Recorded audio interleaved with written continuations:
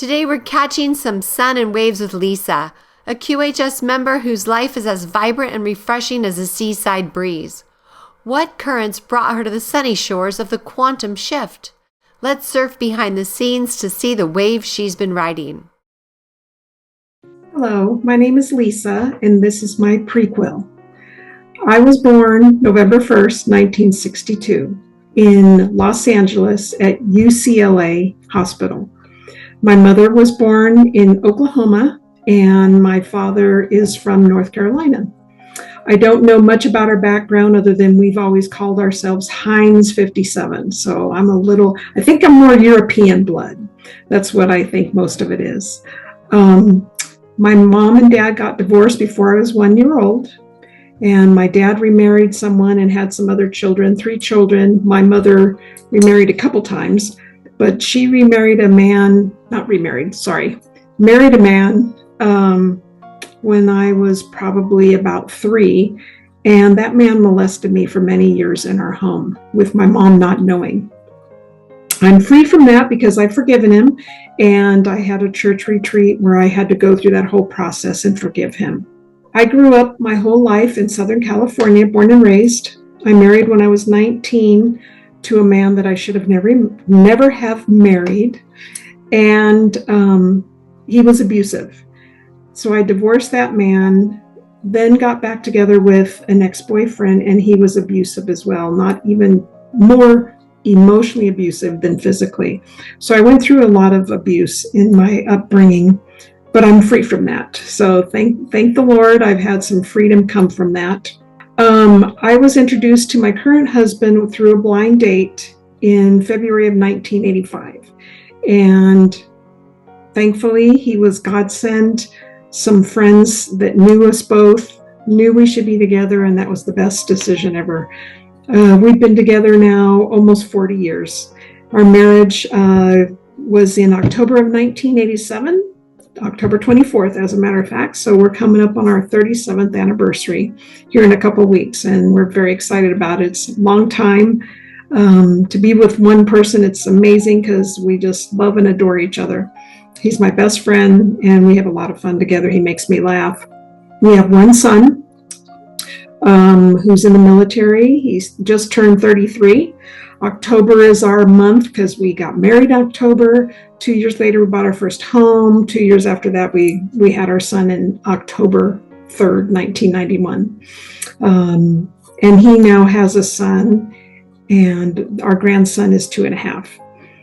And that is our only child. So to diagnosis. In 2016, I was having some pain around my appendix area. Got it checked out. It ended up being appendix cancer, which is rare. They call it pseudomyoma peritone.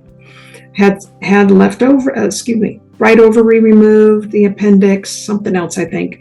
And they said, you need to go to City of Hope. And I looked at what they do. They call it debulking surgery.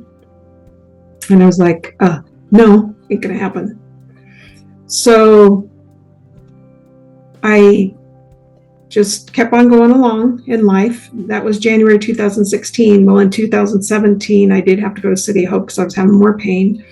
They did the debulking surgery, which is very major. I have stitches from right around my breastplate down to just about as far as you can go.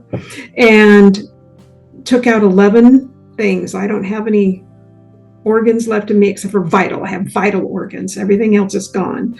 Spleen is gone. Gallbladder is gone.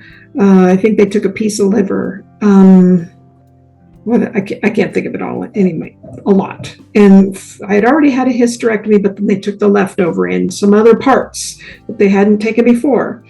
And then they do a hot chemo inside you for like 90 minutes, and they just swish you around. So that was in 2017. Then my husband and I moved to Idaho in the end of 2018. It was November. It was actually my birthday. And we moved to Idaho. Well, in 2019, I was having some more pain, so I went to Utah, Huntsman, and they had to there was a tumor on my rectum and then somewhere else. So she had to resect my colon. And so I had an ileostomy. I think that's what you call it, or ostomy. I never can remember and try not to concentrate on it. I had that for 2 months. Then we did the reversal, and that was okay, but the infection never healed up. Even with a wound vac, it just kept on getting infected, a fistula, I think is what the doctor said. And so for 1.5 years, it was open. And then by miracle, finally, after 1.5 years, when I had somebody else open it again, we got it healed. Fast forward, the end of 2021, I was diagnosed with a metastasis stage 4 adenocarcinoma, which I guess is a metastasis of the PMP. Okay. And they say stage 4 because it's a metastasis. So that's what I was told. So they start me on chemo, which I said I'd never get chemo. I had the port put in. I was just stunned. I just didn't even know what to do. So I had 4 rounds of chemo, which was every other week. It started on Friday and ended Sunday afternoon after we go to church. So they'd send me home with this bulb. It's horrible. On the 4th round, one of the drugs broke through where that stoma used to be and caused that infection again. So I had to have emergency surgery, have it opened again after all the pain that I've been through, and go through that and have the wound vac on it again for another 6 weeks. Got it healed this time for sure. It's not opening back up, praise Jesus. But it was horrible. During that time of being down because of the wound needing healed, I asked the oncologist, is this chemotherapy targeted for the type of cancer I was diagnosed with? She said no. I said, I'm done, I'm not doing it. So I started looking into naturopath oncologists, and I found one shortly after I had the wound healed, sealed up. I went to that oncologist, his protocol, which is, more natural things that are from Germany or somewhere else besides here. Those who have done this, you know what I'm talking about. All kinds of IVs and foot baths and Hockett and hyperbaric, all kinds of stuff for 2 weeks, 8 hours a day. My job was to be in that clinic and do all this stuff. So went through that, then continued with his supplements and IVs here and there until just this last April, I finally said enough. I need to change what I'm doing, because when I had the scan in May of this year, the tumors had grown a little bit where they had been stable for like the last couple of years until recently. And my oncologist suggested I go to like a trial study. But again, it's chemo. I don't care. I don't want any of it. So here we are now. I've been doing certain supplements and things and trying stuff. Excited to be coming upon the V9. I wear my unit 24/7.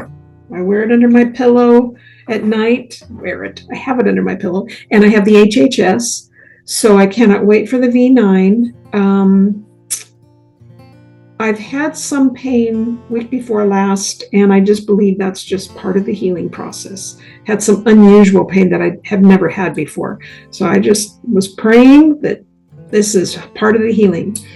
I'm supposed to get a scan again in November next month, but I'm putting it off until I have the V9. So I'm very positive that this is going to get kicked out. And things are going to look so much better. Plus, I'm working with Darlene on the bioscan, and she's got me on some supplements to help things along. And that's pretty much it. I'm pretty much a joyful person. People don't know I have cancer. When they find out, they go, "You don't look like you have cancer," which I don't know what that's supposed to mean. I guess some people start looking like they have cancer.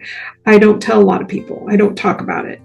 I'm a joyful, happy person and share smiles and try to encourage people. And I am just glad to be on this journey with all my fellow quantum healing systems folks that are doing this along with me. So I'm so thankful for the opportunity. Thank you so much for your time. Have a blessed day. Join us on the Prequel, where every story matters and every voice is heard. Because here at QHS, we're all about healing, learning, and growing together.